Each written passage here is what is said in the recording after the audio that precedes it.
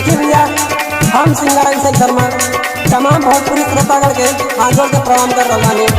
हमारे एगो नया गीत आइल बा जेकर नाम है मेरा कबूतर। आप लोग जरूर सुने और अपन प्यार दुलार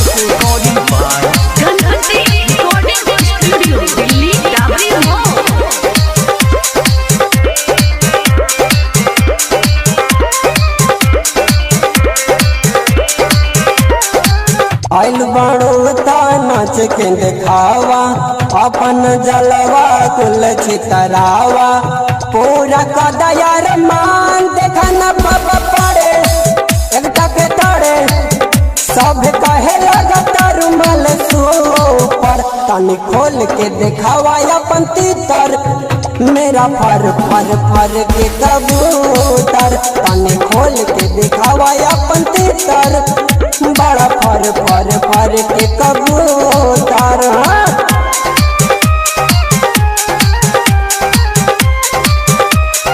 डीजे अफजल राज मुजफ्फरपुर।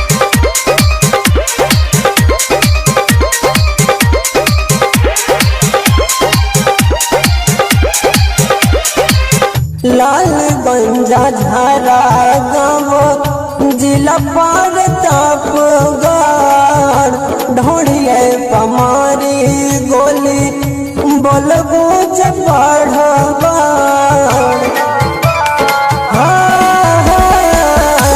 लालगंजा झारा गाँव जिला पार तपगढ़ ढोड़िए पमारी गोली बोलबू बढ़ कहे चलू कहे डेरालू मजा मिली उठी जब तोर सातर तनी खोल के देखावा अपन तीतर मेरा फर फर फर के कबूतर तनी खोल के देखावा अपन तीतर बड़ा फर फर फर के कबूतर।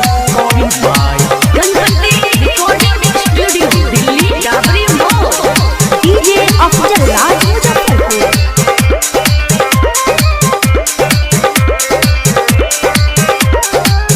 बानी रंग बाज बुझा हमर रंग बाजी नहीं त बच के जाए ना पैबू बाची।